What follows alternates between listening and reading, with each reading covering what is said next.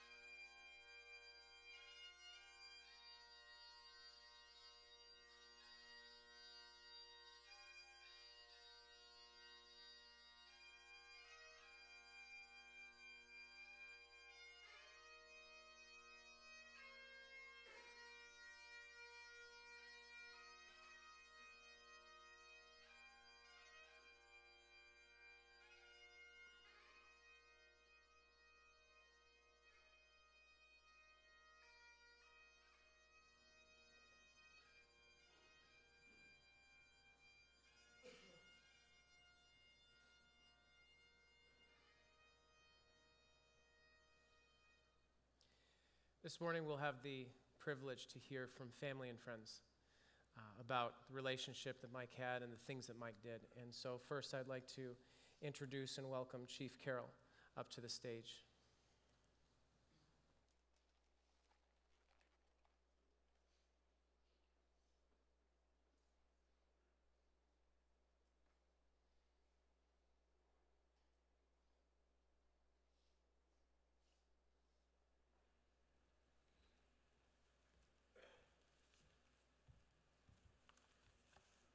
Good morning. I'm Galen, and I have the honor of being the chief of the Modesto Police Department. So first, I'd just like to say, be like Mike, and that this is what this event was named very early on in the planning process because of the example that he set for all of us. So thank you all for coming here to honor Mike and to honor his family. A special thank you to the Stanislaus Sheriff's Department and MPD who worked to make this a very special event. Most importantly, thank you to Mike's wife, Christine, his sons, Chase and Jordan, his mother, Gail, Father Robert, as well as his brothers and extended family for sharing Mike with us. Although none of us want to be here today, it's an honor for me to be able to represent Mike's MPD family this morning. While I was speaking to members of the department and the command staff about Mike, I learned much more about him than I knew before. I learned I already knew he was a great guy. I knew he was a good cop. But as a chief or a member of the command staff, you're generally sir or chief or whatever rank you happen to be, and you don't get to know all the true personalities of everybody that you work with. I learned that the respectful Mike that I knew had quite the sense of humor and was an incredible friend to everyone. And as one of our captains mentioned while I was talking to them, it's a side of Mike that I really wish that I had gotten to know, because it seems like Mike had touched everyone around him. After speaking all those that he touched, I thought I would start today's comments with a poem that I believe captures the essence of Sergeant Mike Pershaw. And the poem is called Success, and it's by Bessie Stanley. Success. To love often and laugh. Sorry, I'll start that over. Success. To laugh often and love much. To win respect of intelligent persons and affection of children. To earn the aberration of honest critics and to endure the betrayal of false friends. To appreciate beauty and to find the best in others. To give of oneself. To leave the world a little better, whether by a healthy child, a garden patch, or a redeemed social condition. To have played and laughed with enthusiasm and sung in exaltation. To know that even one life had breathed easier because you lived. This is to have succeeded. It is my belief that although his life was cut short, Mike succeeded. As one of his co-workers wrote, God must have needed a hero.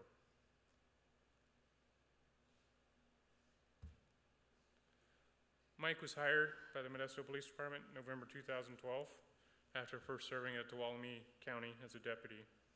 His personality and ability to relate and talk to others was noted in his very first 3-month evaluation, and every evaluation since that time mentioned how he treated others and how he made them feel special when he talked to them. In fact, one of his peers told me that Mike made everyone feel like they were his best friend, which is probably why he was a good salesman before he became a police officer. Very quickly, after passing training and before his probation was up, Mike began taking on extra assignments. He was selected as an Explorer Advisor in July of 2013, and as a member of the Critical Incident Team, September of 2013. In the 4 short years since becoming a member of the Critical Incident Team, Mike used his disarming personality to talk at least 4 people out of committing suicide. 2 were armed with knives, 1 climbed a tree and wanted to hang himself, and 1 subject was going to jump off a building. Because of Mike, all those 4 people are still here today. As an Explorer Advisor, as well as a field training officer, Mike would use humor and personal stories to debrief stressful calls and to help train and mentor others. Mike had a jovial yet professional demeanor that made him approachable to everyone and easy to interact with anyone. This year, Mike tested for sergeant and was promoted August 8th of 2017. During his interview with Assistant Chief Armendariz and I, Mike was told that he was qualified and that we knew he'd do a good job, but he was asked, what is his +1? What's that one thing that you bring that nobody else is going to bring forward? Mike didn't hesitate, and he talked about his skills at coaching baseball, mentoring explorers, teaching in the field training program, and being there to help others around him. And that is exactly who Mike was as an officer. And although he wasn't a sergeant for long, that's exactly what Mike was doing as a sergeant. This week, Mike's desk was decorated, and many of his MPD family left notes to him. Before I wrap up, I just wanted to share a few of the most common things that I saw in those notes. Everyone mentioned his smile and how he was always happy to be at work. Everyone called him their best friend. His sense of humor was mentioned over and over, and I'm not sure if he named his dog Ike, so it could be Mike and Ike, but I thought that's kind of funny. He was called a good friend and a big brother, a natural-born leader. He made time to mentor others and lend an ear. it was mentioned that you always walked away with a smile after talking to Mike. And apparently he was known for fist bumps. And I think what captures what we all feel and what being like Mike is all about was this note that said, "I was grateful to get to know you." So I started with a poem, and I'll just wrap this up with a quote, if I can make it through it. How very softly you tiptoed into our world.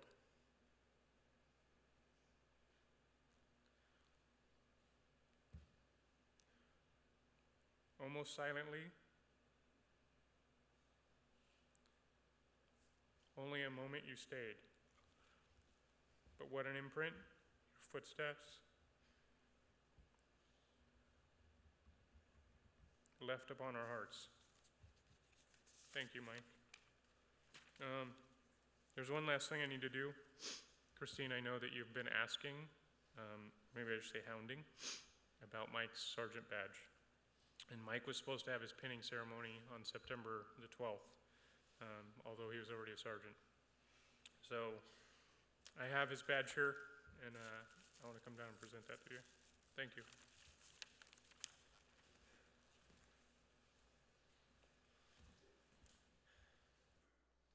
I'd like to invite up Mike's sons, Chase and Jordan. As they come, they'll be accompanied by some friends.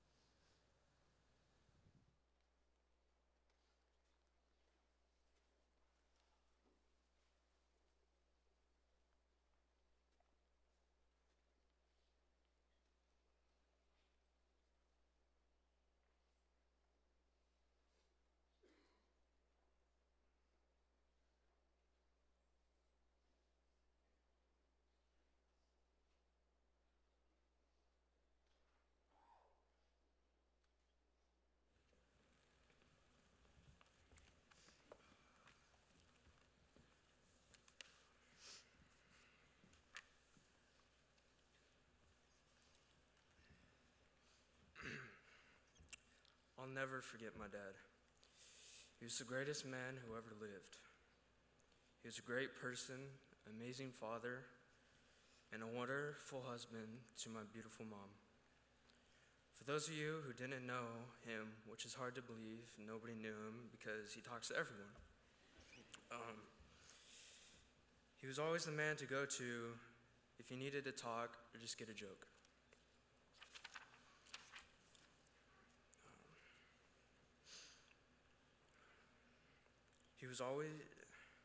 He was a very amazing guy with a big heart and obviously a big head. Always had a big smile on his face. I've had so many great memories with my best friend. One I'll never forget is when we were getting ready for a baseball game, and he tried to make dinner. We had some really terrible tacos that day.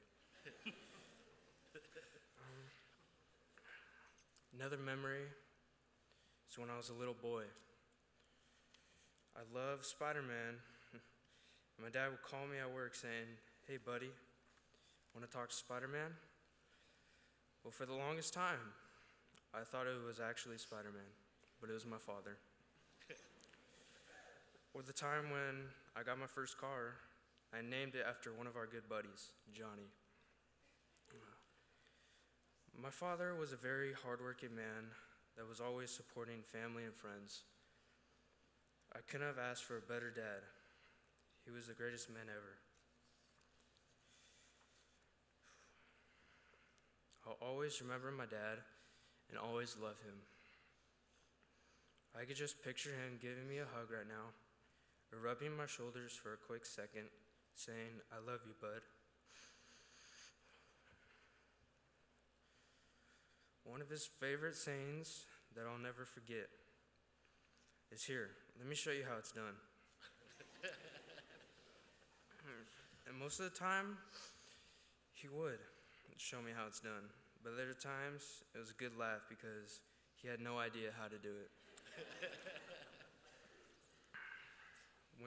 When we went to San Diego in July, he taught my brother and I how to surf. Oh man, that was harder than it looked, and I'll never forget his laugh after I just took the biggest wave and wiped out.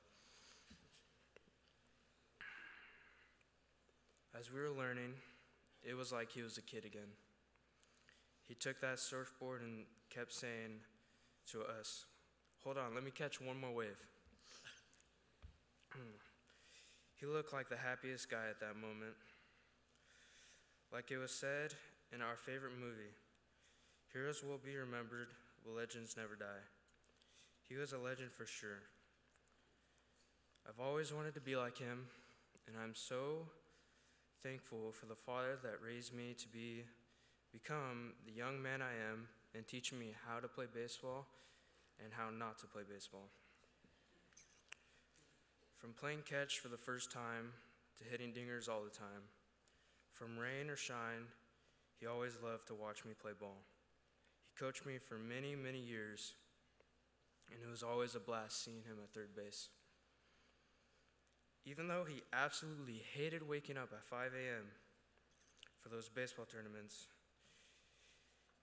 he loved going to watch me. After every game, we would have a long conversation about how things went on the game. Most of the time, he would say something about my hitting and help me fix it. Through all the long car rides and arguments, there was always love for him. I can't wait to be an amazing father like my dad and tell my kids how awesome he was. Nobody can or ever will replace you. I love you, Dad.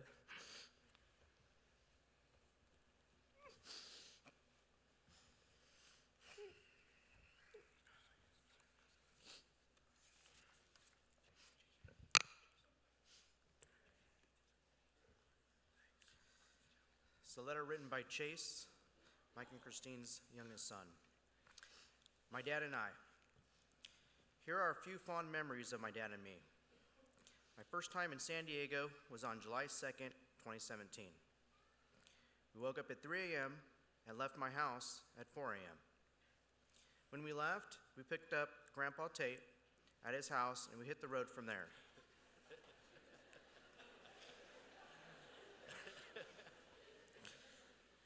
On the way, we stopped in Fresno and had McDonald's. I got 2 egg and cheese McMuffins. When we arrived in San Diego, we got our hotel room and went to the Dodger versus Padres game. While we were in San Diego, my dad taught me and my brother how to surf. Then, we were on our way home. We stopped at Carl's Jr. to eat and to clear out the bathroom.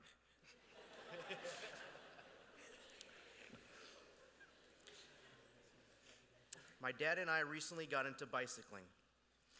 I enjoyed doing anything my dad did because it was time that we spent together and for us to bond.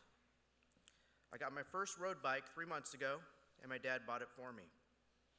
My dad bought my bike at World of Wheels, and they gave it to me after the final inspection, making sure everything worked. I asked my dad if I could put it inside the truck instead of the bed of the truck because I didn't want it to get scratched. My dad said no because it was going to get banged up anyways. We left the shop and went on our first ride, which was 15 miles. I went home and was so exhausted, but I couldn't sleep. The next day, we went on another ride with someone from my dad's work named TJ Moffitt. The ride was 20.09 miles, and that has been my longest ride to date. I remember my first time in the front of a squad car was when my dad worked for Tuolumne County Sheriff's Department. He brought it home one day, and it was a Crown Vic. So my dad said, "Do you want to go for a test ride?" And I said yes. Since that day, I have always loved cop cars, officers, and deputies. My first time going Code 3 was when my dad and I were at the Canine Training Center with Canine Sampson and Officer Ulrich. My dad heard a call come over the radio requesting a canine unit to respond code 3 to a carjacking in progress. My dad and I left with Canine Ike to go help. By the end of that ride, I needed a change of underwear. Since my dad was a canine officer, he brought his canine car home and parked it in the garage. I would go out to the garage and get into the car and put on his code 3 lights. My dad meant a lot to me. I'm going to miss going on bike rides with him and all the fun things I did with my dad. My dad was my best friend, my hero, and I love him very much.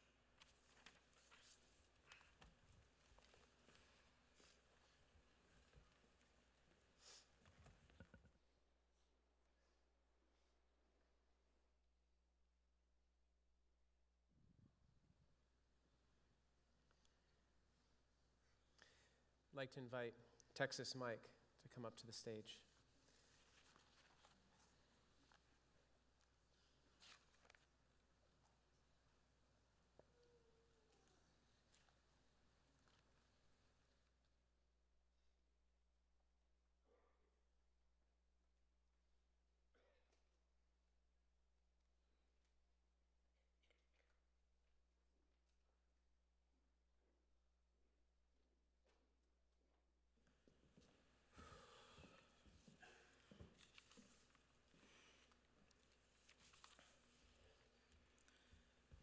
I met Mike Pershaw in February of 2008.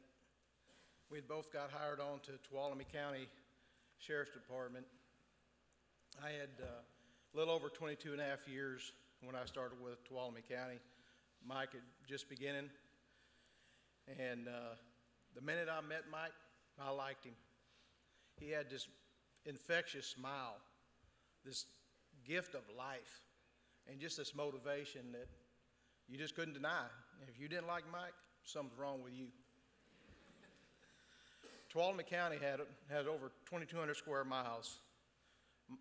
Mike tried to police every square mile, every shift. He'd bounce off the county line and hit the other county line as fast as he could. He had just had so much energy. The sergeant on that shift asked me to put Mike in the car and slow him down and show him some ropes of what I've learned over the past 20 plus years. It was so much fun, I can't even tell you. I learned just as much from Mike as I tried to show him. In the beginning, I made a few more arrests than he did. He was not going to put up with that. So he, being very competitive, he showed me, and he was the Rookie of the Year that year. I don't know what I did to be blessed to have Mike Pershaw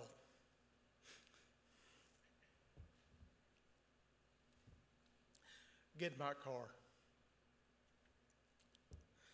Oh my God, did he make me laugh. And you guys out there on the street, you know what it is to bond with that person that you ride with. The things that we go through, the things that we see, the love that we have for one another. People just don't know what that is unless you're wearing that badge. I have a memory that sticks out. I have so many memories, but I'm limited on time. I have a memory of Mike's first foot pursuit. We had missed a guy a couple of days before, and we heard on the radio that Deputy Paul Spears had found the guy and was in foot pursuit. Mike and I, we were ready, we engaged. When we saw Paul chasing the guy, we were about 200 yards away. I said, Mike, let's drive down there and we'll get in there. No, man, let me out. I gotta go, let me out. I stopped and let him out. I've never seen somebody move so fast in my life.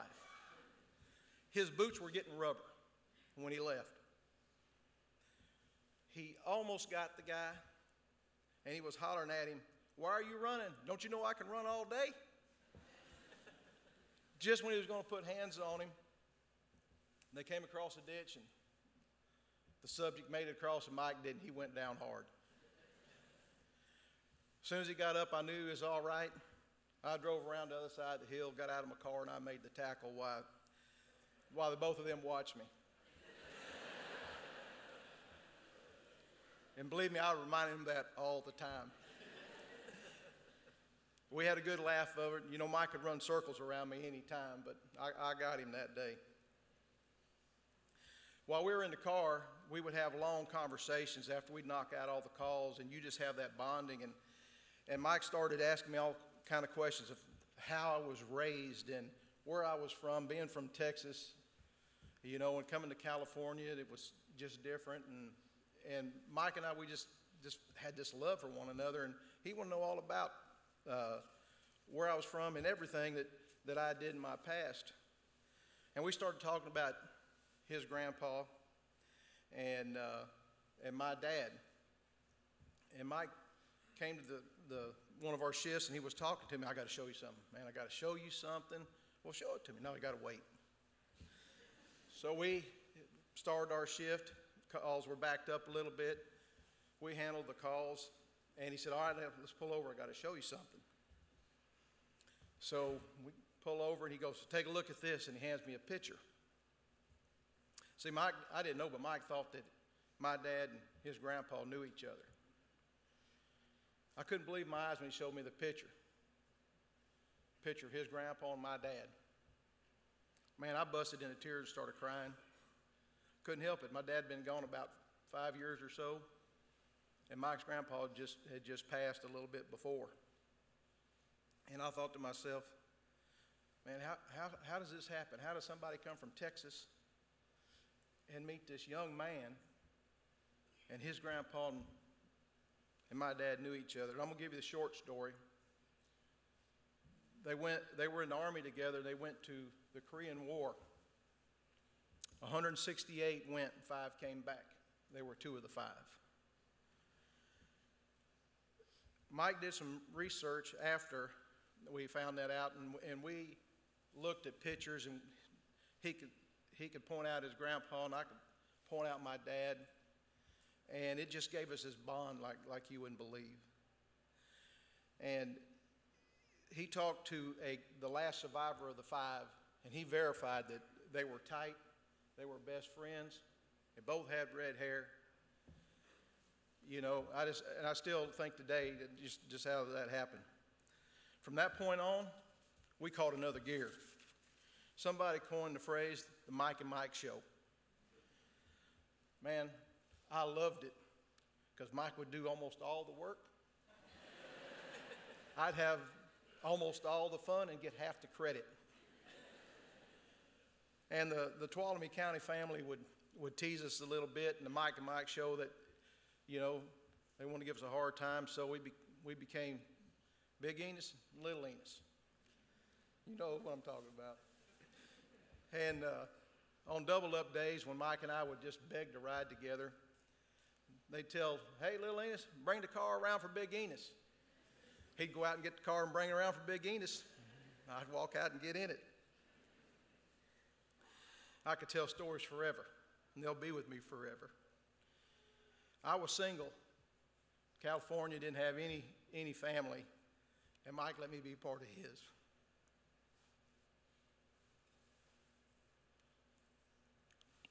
Sorry. Well, it wasn't long until I found the love of my life. She was a Sonora PD officer. I worked for Tuolumne County. When that flame lit, we really didn't want anybody to know, just to make sure it was going to work. We didn't want any gossip or anything. Mike knew something was going on, and he would not turn it loose. Just in that, you know, barking in that ear the whole time. I told Jamie, man, we got to do something. We got to break up, or I got to tell him. I can't stand this kind of pressure. So we finally made the decision to tell him. And it was something like this. Hey, I'm dating Jamie. You better be good to her. She's my next mom. And I'm going to tell you what, don't you mess this up and blah, blah, blah, blah. I mean, just all on me. He always called her mom when he talked to her on the phone. And, you know, Mike, he loved her. He loves everybody.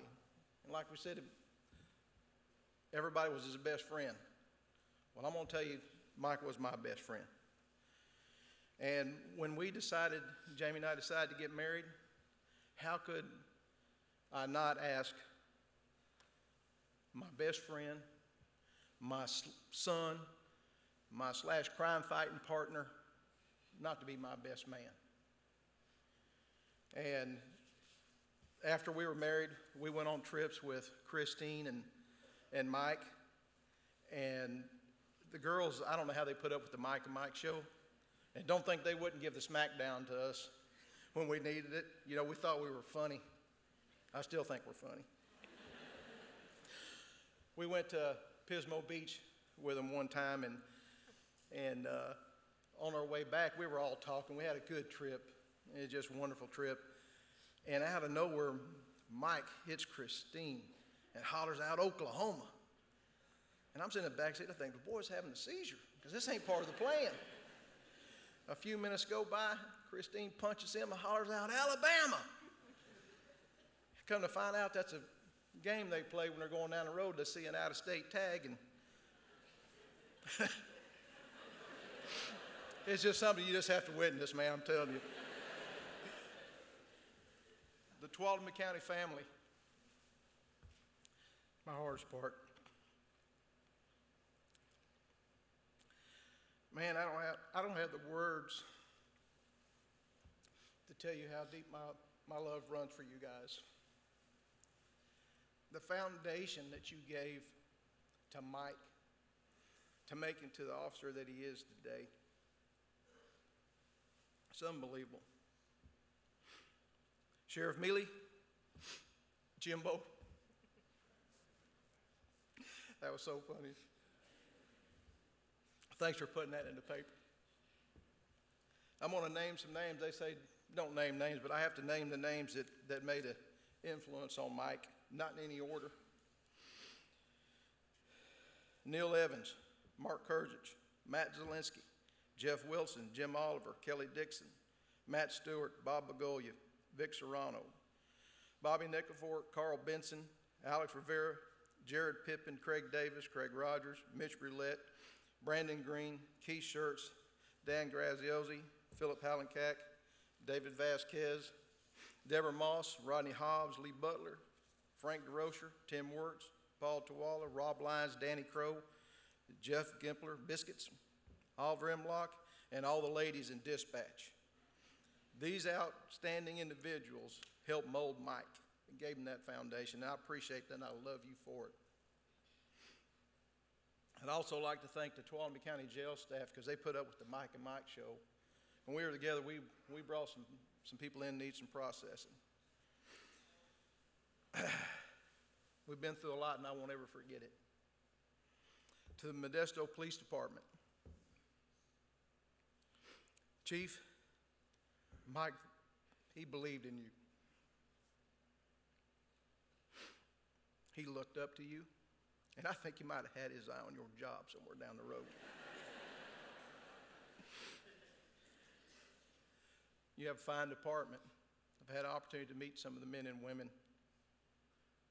Man, thank you, Modesto Police Department, for what you have done for Mike and what you're going to do for Mike. I love you for it, and thank you very much. Christine,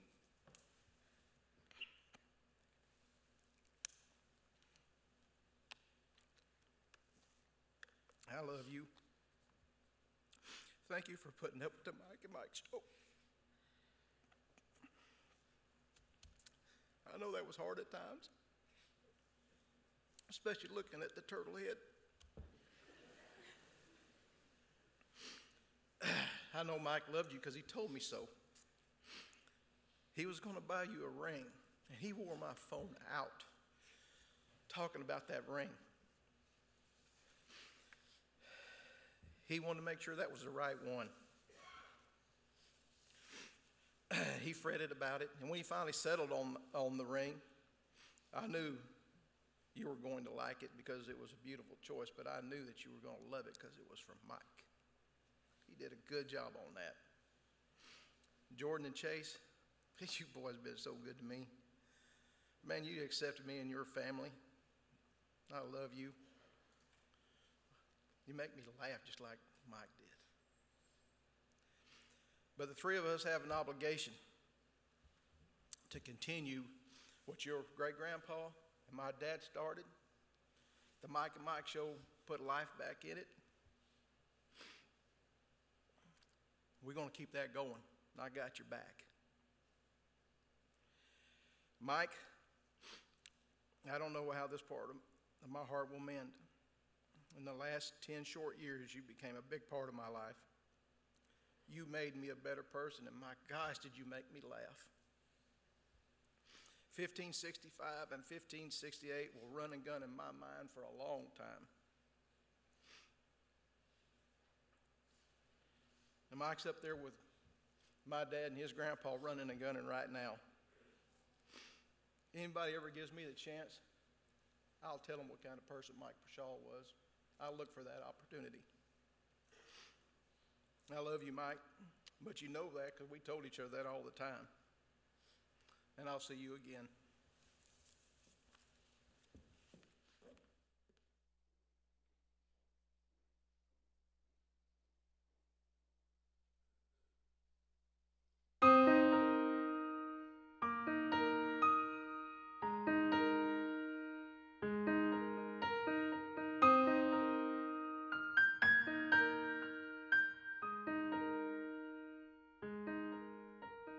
I started as an explorer in 2013, December, and I remember, walking into the room with him thinking, he looks sharp, and I immediately had a connection with him. Just not even talking to him. I felt like that was somebody who I was going to look up to and have a close relationship with. About 3 months, a 3-month period goes by, and I was able to start writing out. Mike was the first person that I wrote out with as an explorer. Immediately after that first write out, I knew that was somebody who was going to be a great mentor for me throughout my career. So finding out that he had passed, really took a hard hit on me. So Mike was obviously a hard worker, and I knew that when I became a police officer, I wanted to try to follow in his footsteps as much as I could. He had such a great impact on me. He was my Explorer advisor for when I first started, and right away I noticed that his heart was in it, and just that's what I recognized about him was his heart and how much he loved all the explorers, and he was there for me. And he was one of the only police officers one of the few that would remember what I told him and would always ask me how I was doing, and he loved everybody. He did.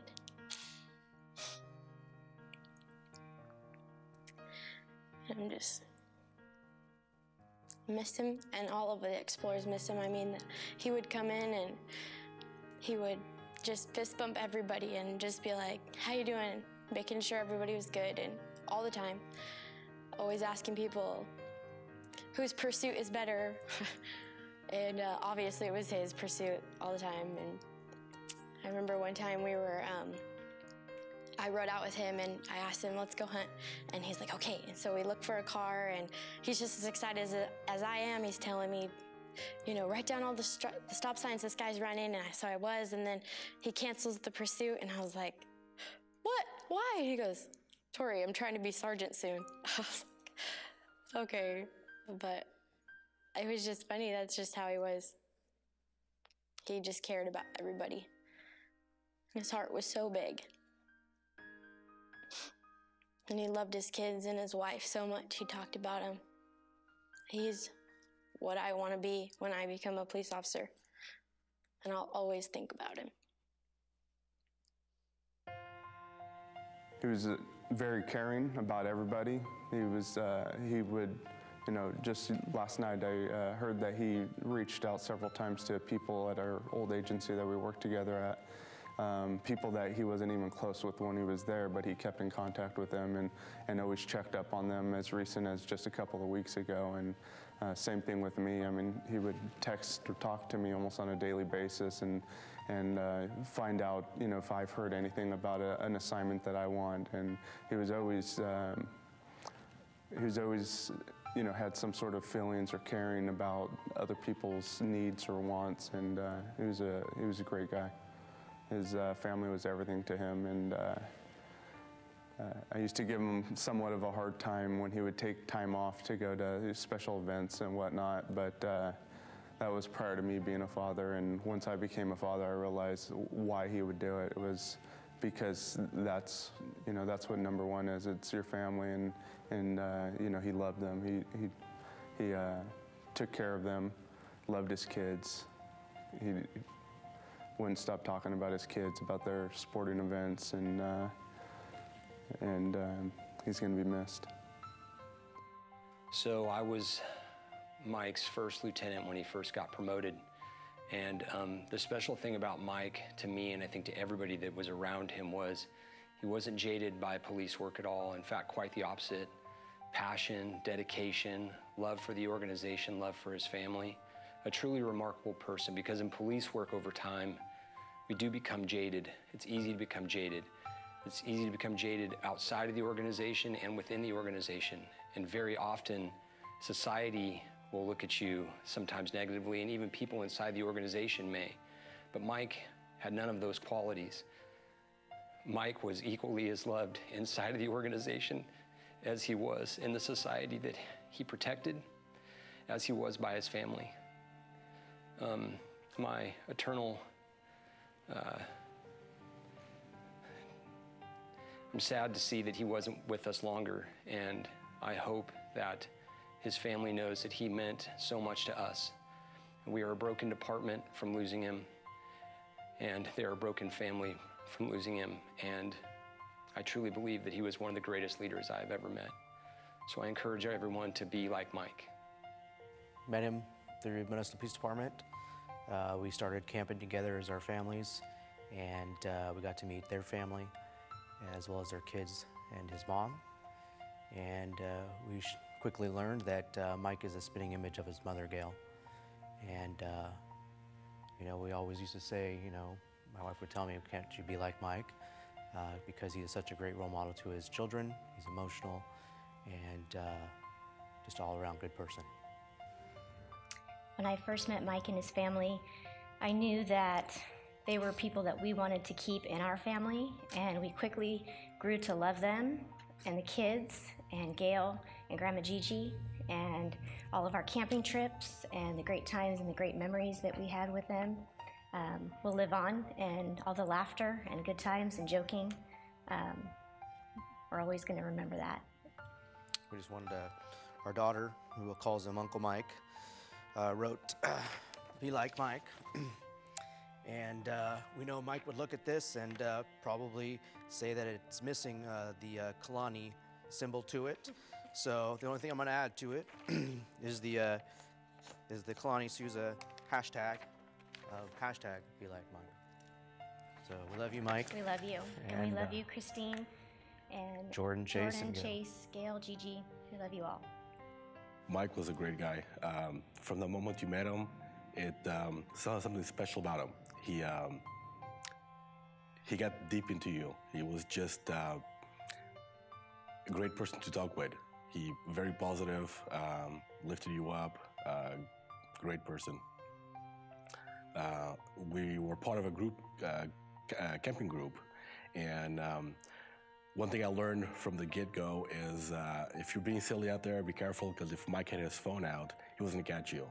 And the next day, on the morning, you'd get a video of you being silly, so you always have to be in the lookout, because that was Mike. Always wanted to play pranks on you, always wanted to have some stuff to laugh about the next day, so it was like family. Him, Christine, as my boys would call her, teen, and the boys were like a family. It'll be hard.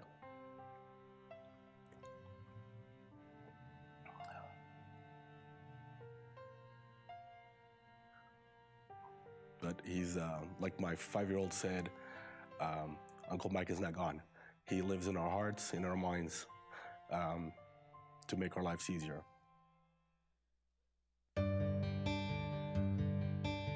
Anybody that knew Mike knew that he loved camping, and he heckled us for years to buy a trailer.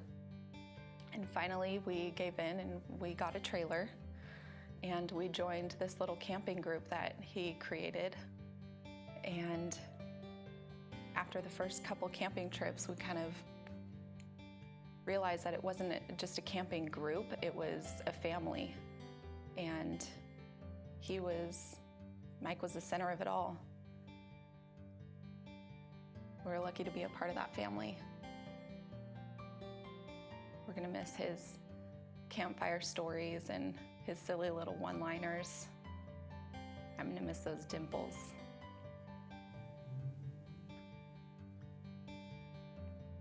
I first met Mike when he lateraled over to the police department, and we became friends really fast. He was just a very likable guy who, when he talked to you, he genuinely cared. He wasn't just having a conversation. And our friendship really kicked off soon after when we both tested for K9. We'd call and check in every day to see if we heard anything, and we'd check in just to see how each other were doing, and we're just really excited to see who's gonna get the dog. And Mike ended up getting the dog. But those phone calls didn't stop. Michael continued to call every single day to see how I was doing, see how the family was doing, to see what was new. And he really cared about you. Mike, harassed us for years to get the camper, and finally we did, and started, going camping with them, and but just amazing to see him and his family and what a great job he did with his boys. That was really cool to see. And then, most recently we both tested for sergeant promotions, and every day we'd try to study together, and Mike was just really worried whether or not he was going to get promoted, whether or not he was going to do well on the test or not. And I just had to reassure him that, Mike, just be yourself. You come off genuine, and you're a natural leader, and you're going to do just fine. And sure enough, he got promoted. And he called me as soon as he found out and was so excited. And in the middle of me trying to tell him how happy I was that he got promoted, he stopped and immediately, was telling me about how many people he thinks it would be till they got to me, and was just immediately turning the attention right back on me. And that's just the kind of guy that Mike was. Even in his moment of glory, he was worried about you. He was worried about, how you were doing. And it was genuine. When you talked to Mike, it was just genuine. He honestly cared about you and your family.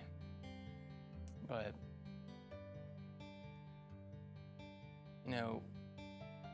it's not going to be easy to get through the next couple months, years. But, Christine, we're going to be with you and the boys, and it's going to be hard, but we're going to get through it together. We love you guys.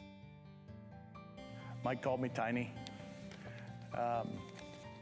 We bought our bikes on the same day and started riding because we had, high cholesterol, and we needed to drop a few pounds. And we did it, we dropped the pounds, we dropped our cholesterol. And, whenever he was faced with a problem, he looked at it direct, straight on, and took care of it. He's a true leader in everything that he did. He really is. His love for Texas, he is just a true cowboy at heart, man. He loved his boots and his cowboy hats, and we love to visit Texas and look at the houses that are over there, and just Mike was the brother that everybody wishes that they had, and he made that possible, by managing hundreds of relationships flawlessly. he was a truly amazing person.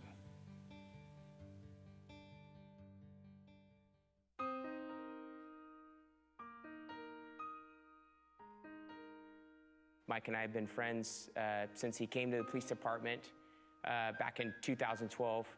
But Mike, if I could describe one or two words, would be a great friend.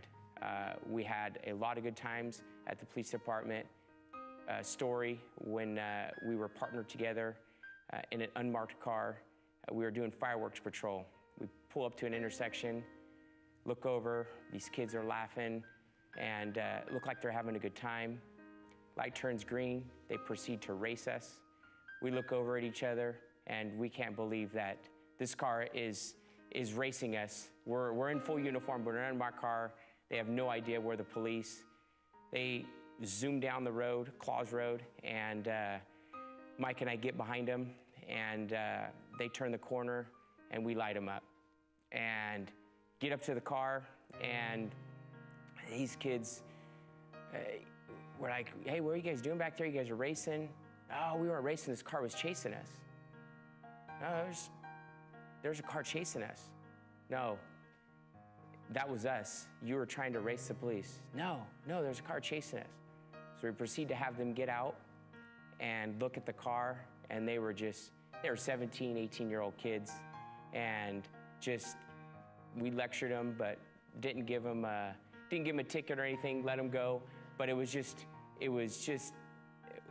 we were laughing, and there were so many times when because we partnered, often working overtime, we often partnered, and we just had laughs all the time. And camping was the same. It was just an enjoyable time. He was an enjoyable person to be around, him and his family, and he's gonna be greatly missed.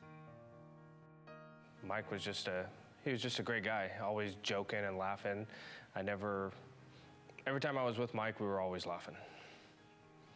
And some stuff that comes to mind is causing trouble in canine schools together, and playing practical jokes on other handlers. He was always involved. If there was a practical joke going on, Mike was always behind it somewhere, always behind it. And one of my favorite was we were out at dog training and we found a snake, and Mike and I are both scared to death of snakes, but we knew it would make a good practical joke. And we were able to capture this snake and put it in one of our other canine handlers' patrol cars. So made for a great time. We got some video of it, but that was just Mike. He was always laughing and joking. We're all in the canine unit. We're all just gonna miss that at training, and he was the glue that held everybody together. He really was, and we're all gonna miss that. Mike, I want to take a minute to thank you for the time you spent with me and AK, Angela. We have really appreciated your friendship in the short period of time that we got to spend together, all the countless times that you took to try and include her and I in your family time with your inner friends. It was a short time, but for us, it would be a lifetime of memories. We'll miss you. Rest in peace. This message is for the Pershaw family. As you can see behind me, this is a very small contingent of our camping crew. Our camping crew would like to tell you that we had some great memories with the Pershaw family and Mike as going camping. Some great memories that we're never gonna forget and we're always gonna remember. Mike, we wanna let you know that we are gonna continue in your honor with camping, and in your honor, we're gonna be there and remember you, always remember you. And we're also never gonna forget the boys and Christine and Gail, and we're gonna bring them with us so they can enjoy in those memories. We have one last message for you.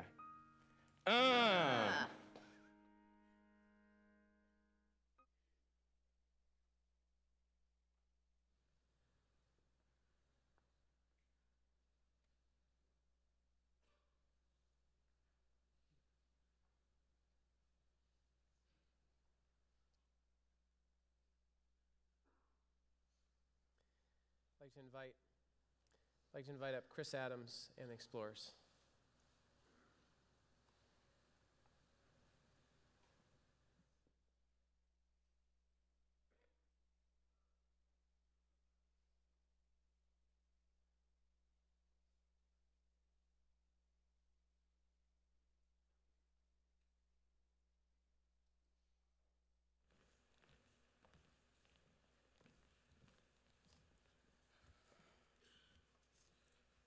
Hello, everybody.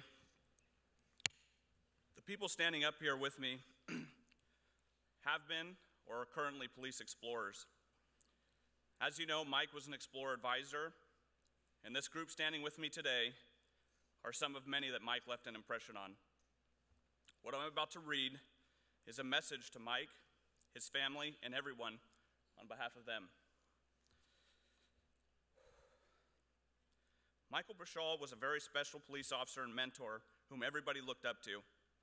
Be like Mike is just a short saying on the impact Mike had on our lives. Mike was a natural-born leader who would light up every room he walked into. Mike made an impact on the youth here at this department. Mike took tremendous pride in this, especially being an Explorer advisor. Some would say it was his natural calling to teach and lead the youth of this department to successful careers. As an Explorer advisor as well as FTO, Mike had someone in his vehicle most of the time. On the rare occasion Mike didn't have a rider in his car, he would encourage the Explorers to ride out with them. Many Explorers had an instant connection with him because of his huge personality. We would actually fight with one another over being able to ride out with him. Mike was very approachable and took pride in teaching what he knew. Mike took the time to mentor several young Explorers and guide them in the process to becoming police officers, and his success is proven with us standing before you today. Mike was the type of guy you could ask anything to, and he would take the time to listen and help. And you could never leave Mike without giving you one of his famous fist bumps. If you ever wanted a good laugh, Mike was the go-to guy. He was always thinking of ways to joke around and pull pranks on others. There was never a dull moment when Mike was around. Whether it was singing Blake Shelton, Nickelback, or planning a prank, Mike always knew how to make us laugh.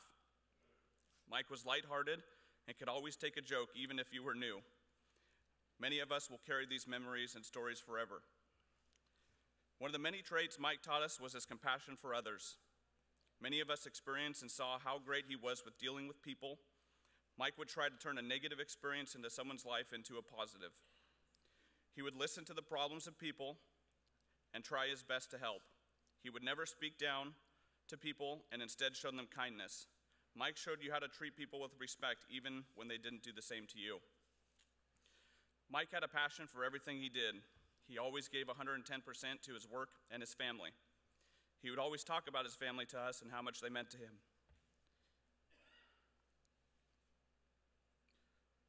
Mike's work ethic never stopped.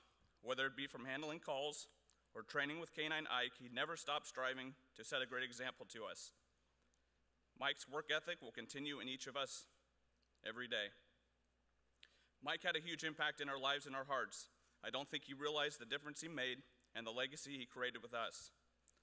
Mike will continue to live through each one of us because of his ability to teach and lead. It was an honor to be able to call Mike a friend and a mentor. Mike, if we could say one last thing to you, it would be thank you. You built many of us to be the future and current police officers we are today. No words can describe how greatly you are missed. We will miss your smile and your fist bumps and all of the things that you had left to teach us. Mike, we love you and miss you. And you, in our careers, we wish nothing more than to be like Mike.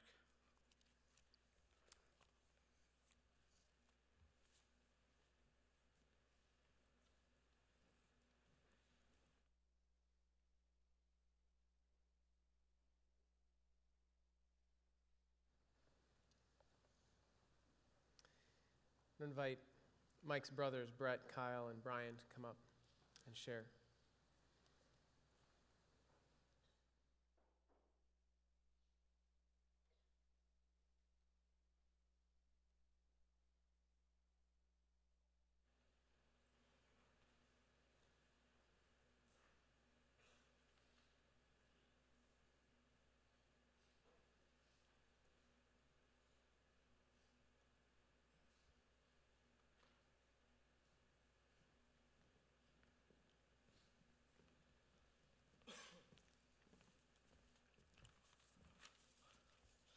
Mike was our brother. He was the best brother a guy could ask for. We will forever be trying to be like Mike. As we sat through this tough time, His ability to make us laugh has been a common theme.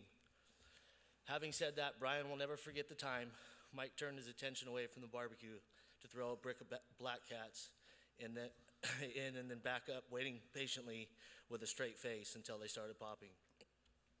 Mike was not the oldest or the youngest, but it is safe to say we all looked up to him. He was a great husband, father, brother, and son. It was always great to see how proud Mike was of his family, Christine, Jordan, and Chase. Men try their whole lives to accomplish what he did. It has been a blessing to see what we have always known about our brother. He touched anybody he came into contact with, whether it was at the baseball park, school, work, etc. In one way or another, he touched everybody in this room. He was able to do so on such a large scale because of his unselfishness. He always answered his phone and would take the time to just talk to anyone, no matter how tired he was. All Mike ever wanted was to be loved, and today we all know he was. He made such an impact in such a short amount of time. We also love the fact that he became part of another brotherhood. There is not an officer in this room that was as happy as he was to get his airsoft gun or to come home and try and test new moves he learned out on us from the academy. He quickly found out he needed to work on his technique. The love and support that has been received this week has been unconditional and amazing. We have always talked about his police brotherhood, but it was not until this week we fully understood the magnitude of that bond. Mike loved being part of something and making a difference, and law enforcement gave him that opportunity. We have been able to read so many articles this week about the officer Mike had become. One that sticks out is a guy who Mike arrested and obviously treated with respect. This gentleman will never be able to make his amends, but walked into the police department this week because he wanted to tell his story about how Mike impacted his life and pay his respects. That in itself sums up what it means to be like Mike. Mike was always a go-getter. We have so many memories of that, whether it was waking up at 5 a.m. to run his paper route at 12 years old, or chopping wood with our grandfather, or watching him show up with a new car on what seemed to be like a daily basis as he got older. He was always doing something. Anybody who knew Mike knows that.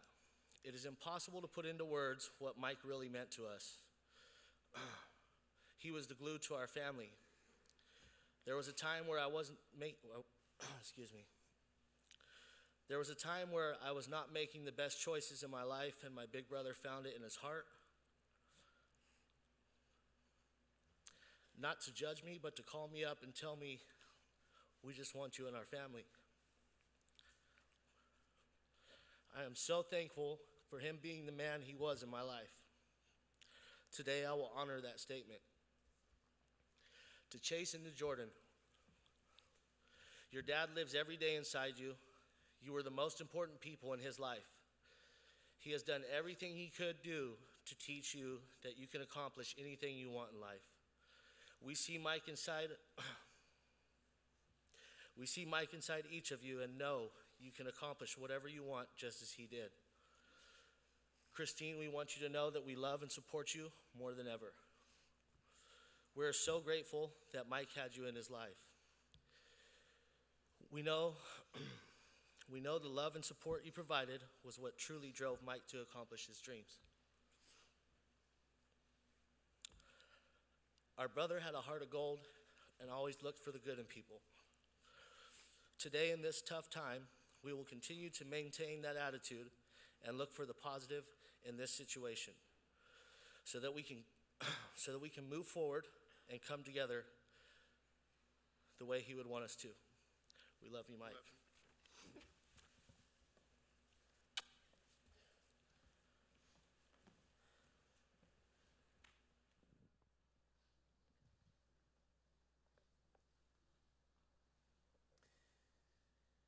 I'd like to now invite Lieutenant Jared Pippin to come up and share.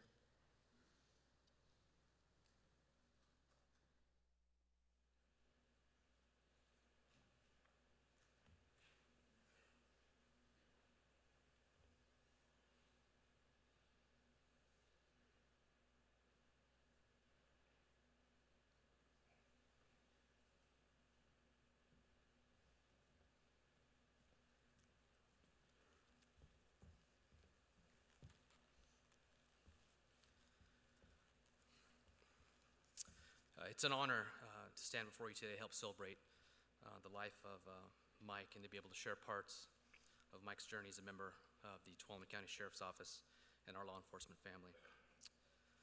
Mike's journey to become a deputy started through a friendship that he shared with Tuolumne County Deputy Mitch Brulette. The two of them worked at ADT together several years prior and quickly developed a strong bond and friendship. They became real close. And Mitch, when he came to work for our office as a deputy, Mike would join him on ride-alongs, and I think it was about once a week for a year or so that Mike would come right out, and many of us got to know him that way. But Mike got hooked instantly. He knew it was something that he wanted to do, and before you knew it, Mike was enrolled in the academy, and the rest was kind of history, as they say. It was March 10, 2008, Mike took the oath of office and was sworn in as a deputy sheriff. Mike hit the ground running. He was full of excitement, eager to learn. He breezed through the field training program, and then on June 25, 2008, he became a solo beat deputy. Mike made instant connections with his coworkers. As we've all heard from the stories today, Mike was such a personal guy. His personality was contagious. It was evident in the fact that not even 9 months into his career with our office, he was voted by his peers as Rookie of the Year. No doubt an honor that will continue to be given in his name in the future. Mike was a quick learner. He continued to grow professionally. He volunteered to take on new assignments, such as in 2010 when Mike volunteered to take a 90-day assignment in our Boat Patrol division to help out. He was often tasked with giving community presentations. He could also be found talking about safety with his kids. Even at their school, you could often find a Tuolumne County patrol car in Riverbank where he was given safety presentations and talking about how to call 911 with his kids at school. Mike was sought out by supervisors. He was someone you could rely on when a task needed to be done the right way. And as supervisors, you guys know what it's like to have people that you can count on. It's really important. If we had an applicant that wanted to come out on a ride-along, we'd make sure that they were with Mike, because Mike represented our agency so well, and he was such a caring person. Same thing for presentations and events at schools. We would always send Mike. Mike loved his job, and it was evident just by the way that he carried himself. During Mike's time with our office, he commuted every day to work from Riverbank, and we all know Mike was full of energy. Mike would stop every day on his way to work by the Chevron station in Jamestown, and he carried this big 64-ounce travel mug, and he'd fill it up with a Diet Pepsi every way on his way to the office. Sometimes you'd see him there during the middle of his shift, filling it up for a second time. And so if you can imagine Mike with a gallon of caffeine on board, after he's already full of excitement, he was a ball of fire. Mike would, as Texas Mike pointed out earlier, he'd show up to every call in the county, didn't matter where it was at. He'd show up just all spun out and he'd say those three famous words: "What you got? What you got?" Even today at the office, if you mention Mike's name in a group of people, you'll hear a couple people in the back say, "What you got? What you got?" It also helped that Mike knew how to drive. Mike could drive a patrol car. I know this firsthand, having sat in his passenger seat many times. Chase, I feel you, buddy. We'll keep that one between me and you. Some of our deputies still tell a story about Mike at EVOC training one day where he was chasing the rabbit car, and he had one hand on the steering wheel, and with the other hand he was sending text messages to the guys waiting in line and waiting for their turn to go. I think it was even on a flip phone. So, 2010, I had the pleasure of being a part of a selection committee that would eventually choose Mike to become a member of our SWAT team. Mike tested very well. He came out at the top of the list in all three categories, which were the physical fitness test, the interview, and also the team selection. SWAT teams have the unique distinction of being one of the units in law enforcement where team members play a role in making the selection of new members. Team members have to be able to trust each other.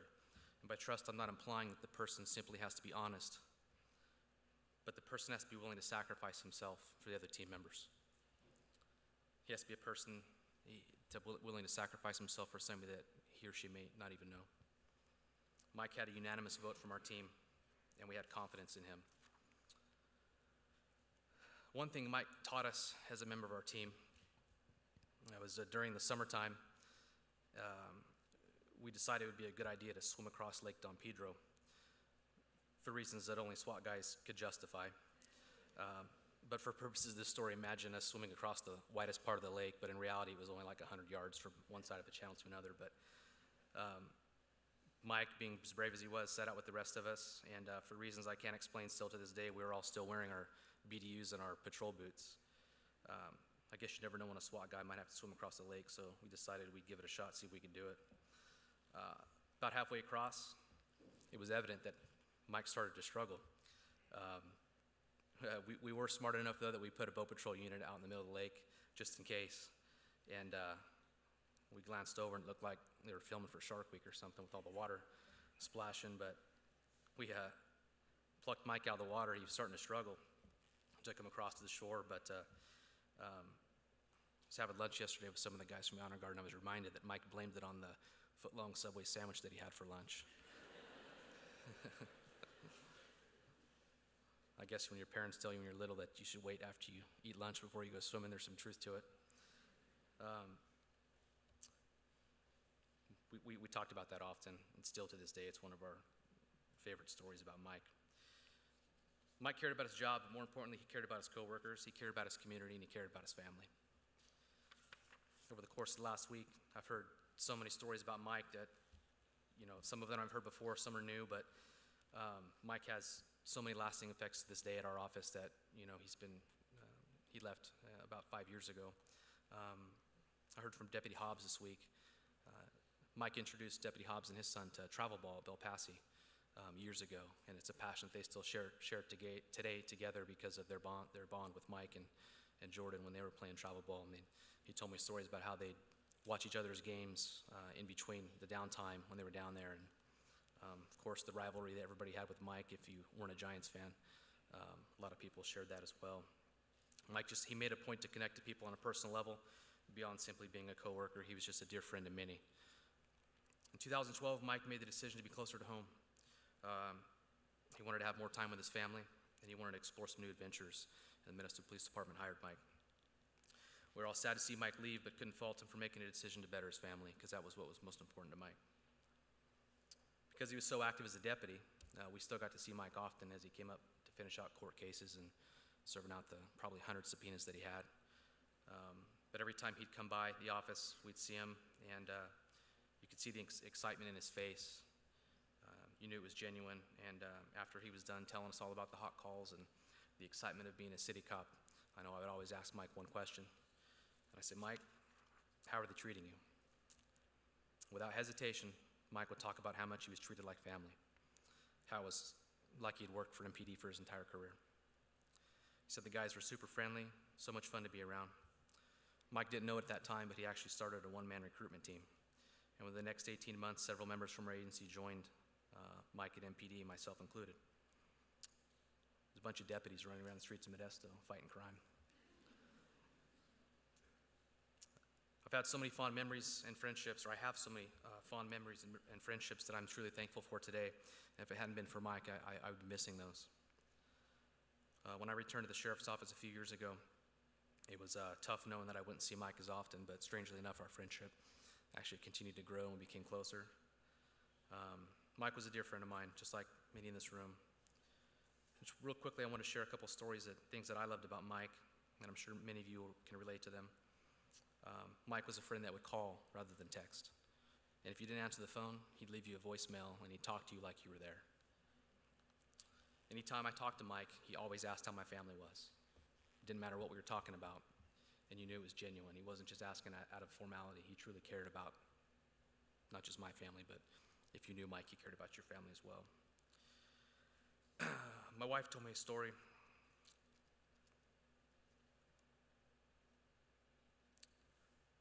This week, one of her fondest memories of Mike, it was 5 years ago at the Giants Law Enforcement Appreciation Game, and we'd met Mike and Christine there and some other people from work, and our kids were with us. And Mike hadn't met my kids yet. They were real little babies when he was at the SO. And first time Mike saw my kids, he went up and gave them a big hug. My wife told me it was evident at that moment that Mike loved our kids. just by the way that he interacted with him.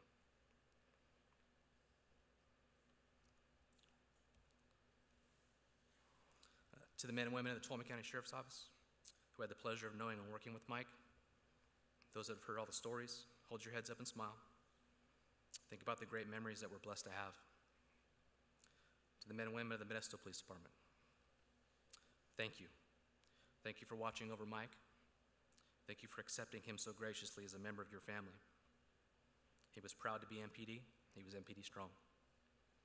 Christine, Jordan, Chase, and the rest of your family, thank you for sharing Mike with us. Thank you for accepting all of us into your law enforcement family. We love you.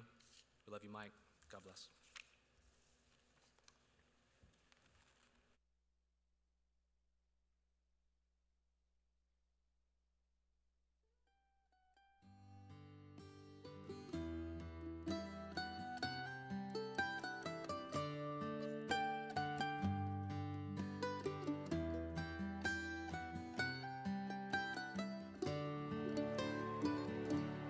Remember when I was young, and so were you, and time stood still, and love was all we knew. You were the first, so was I. We made love and then you cried. Remember when?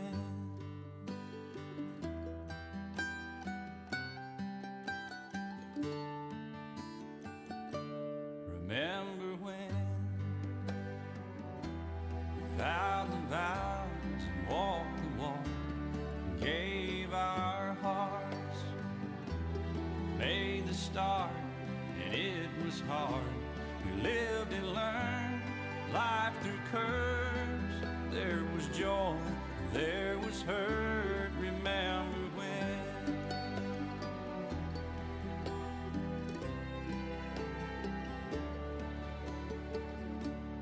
Remember when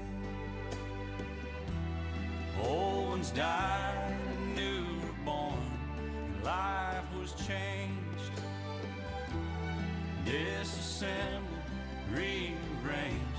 We came together, fell apart, and broke each other's hearts. Remember when?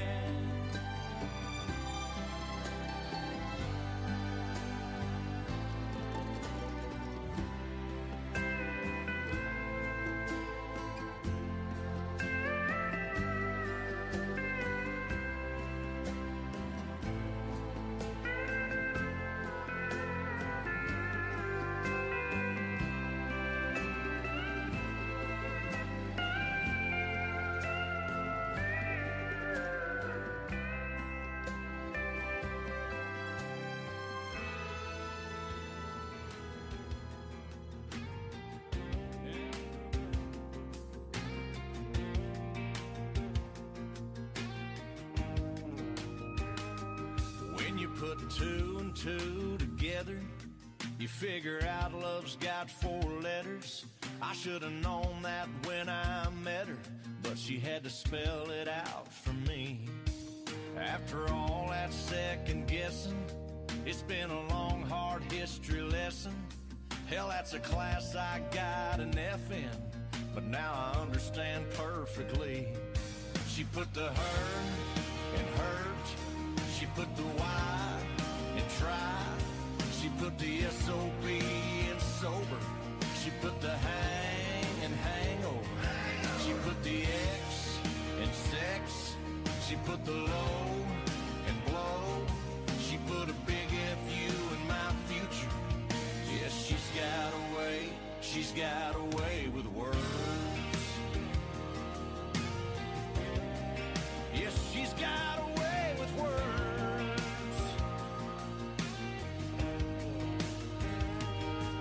Little words like I and do, lying, cheating, screwed. Yeah, all the words I thought I knew, they got a brand new meaning now.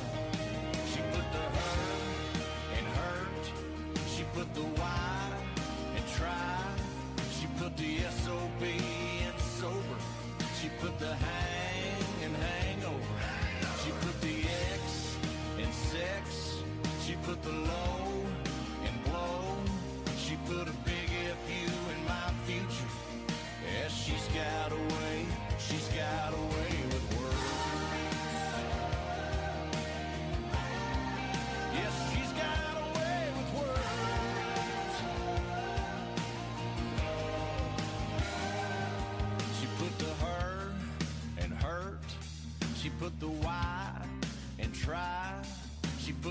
SOB and sober. She put the hang and hangover. She put the X in sex. She put the low and blow. She put a big FU in my future. Yes, she's got a way. She's got a way with words.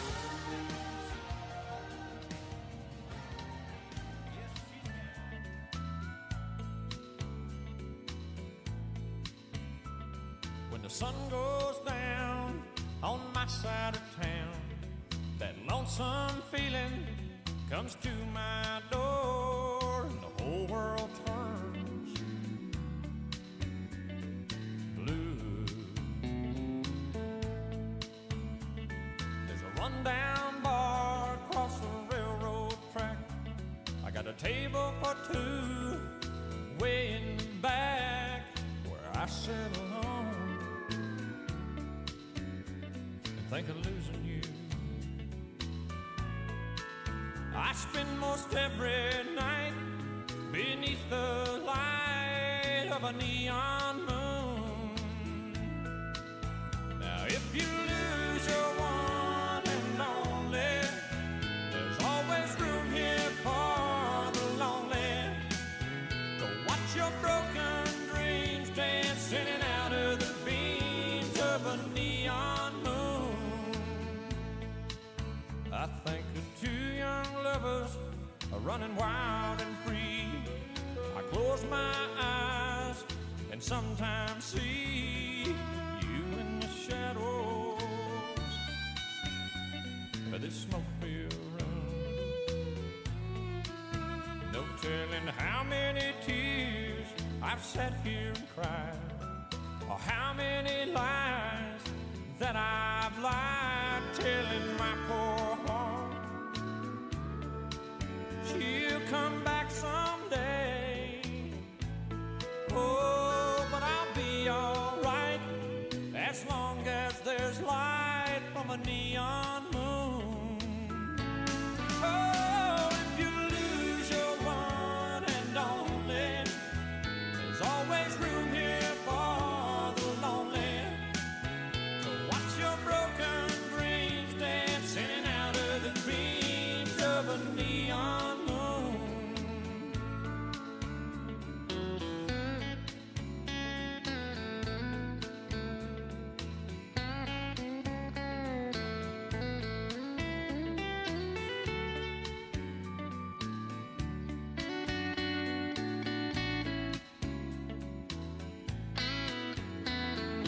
Jukebox plays on, drink by drink, and the words of every sad song seem to say what I think, and it's heard inside of me.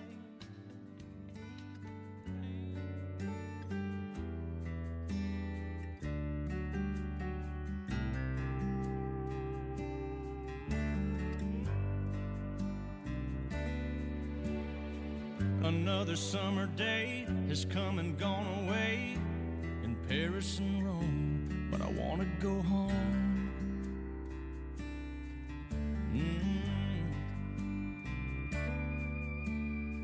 Maybe surrounded by a million people, I still feel all alone. I want to go home.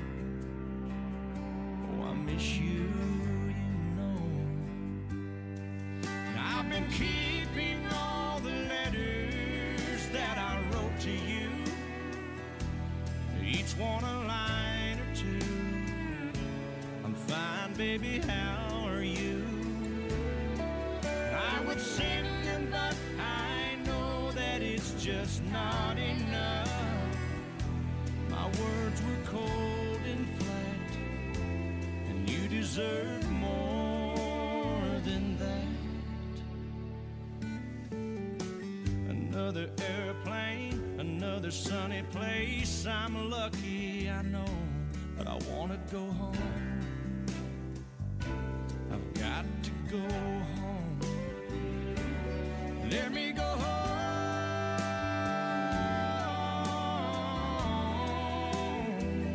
I'm just too far from where you are. I want to come home.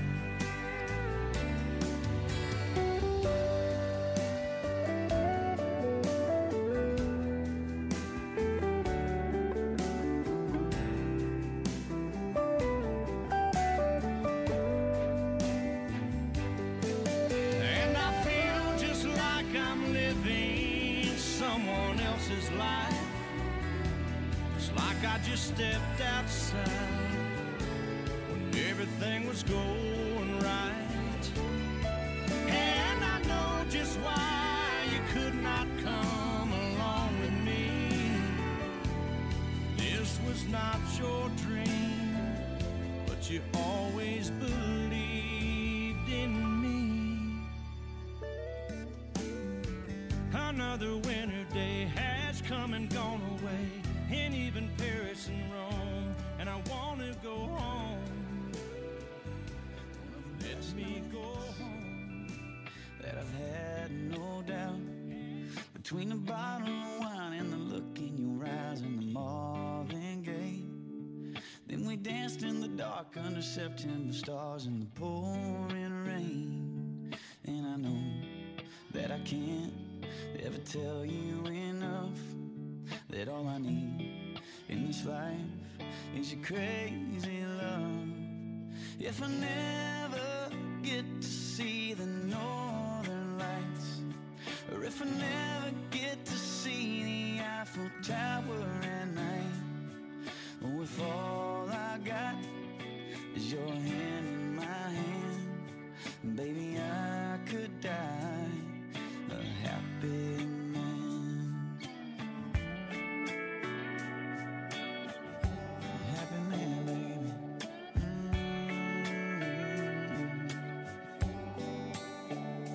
And baby, that red dress brings me to my knees. Oh, but that black dress makes it hard to breathe. You're a saint, you're a goddess, the cutest, the hottest, a masterpiece. It's too good to be true, nothing better than you in my wildest dreams. And I know that I can't ever tell you enough that all I need in this life is your crazy love. If I never get to see the northern lights, or if I never get to see the Eiffel Tower at night, or if all I got is your hand in my hand, baby, I could die a happy man, yeah.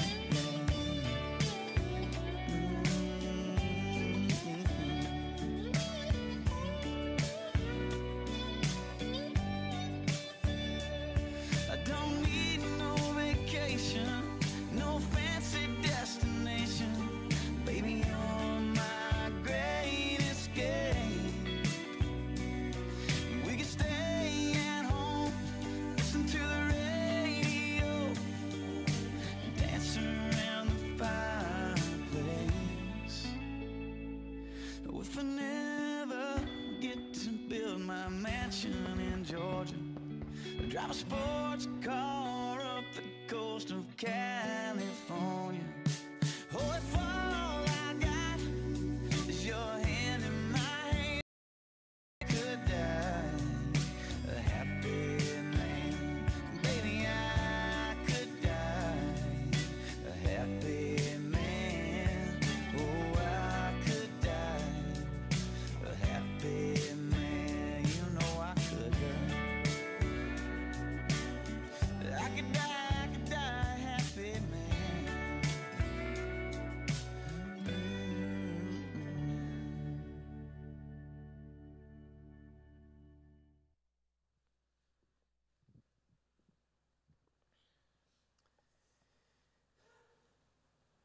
A week ago yesterday, when Mike passed, I had an interesting experience here at the church. It was around 5 o'clock, and I was actually out there and just beyond that wall, walking on the sidewalk, talking to our worship pastor, Travis. And I saw a guy walking through the park with my motorcycle. And I said to Travis, I said, I think someone's stealing my motorcycle. So I went running across the street, and I hung up on Travis, and I called 911, and I caught the guy in the middle of the park and told him that was my bike, and he said it was his friend's bike, which I know my bike. And so I was telling the operator that my bike was being stolen, and Then he decided to run. So I was chasing him down the sidewalk, and on the other end of the line, I hear Travis say, "You should call 911." Apparently I redialed Travis. Worship pastors aren't that great when your bike's being stolen. But anyway, I chased him down the road, and he ran around the corner and jumped on a bike he had stashed and took off.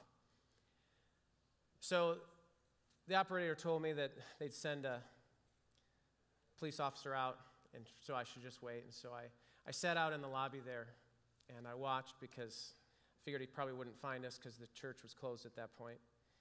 And a little later, an officer showed up, and I went out, and he got out of his car, and I said, "How you doing?" And he didn't look that great.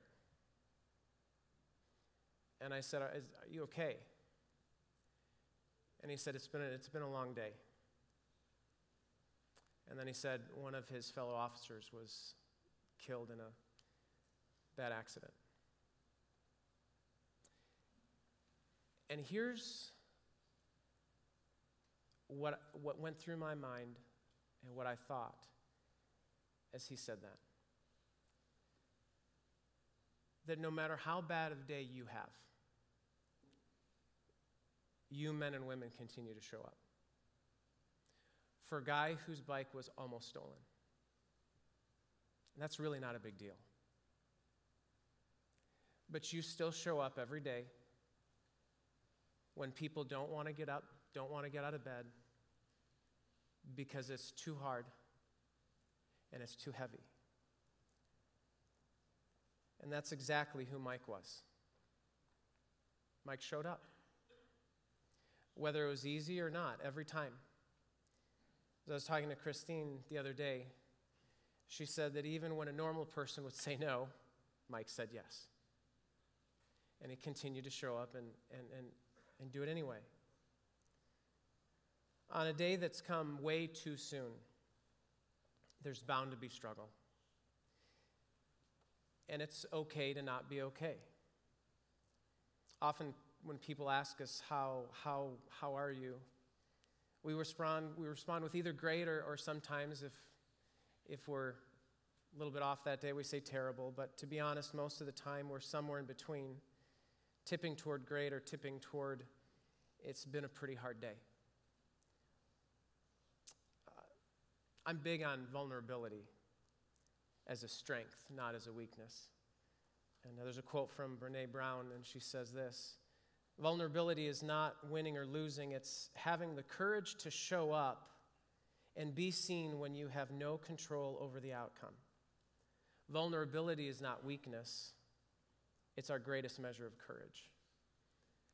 And today, I've seen incredible courage, Christine and the boys, and friends and co-workers of Mike.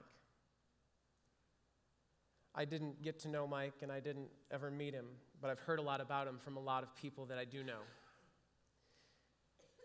As I've listened, I was reminded of a verse in Scripture that says, "So whoever knows the right thing to do and fails to do it, for him it is sin." And I think Mike was characterized by that Mike knew the right thing to do, and he did it. He continued to do the right thing.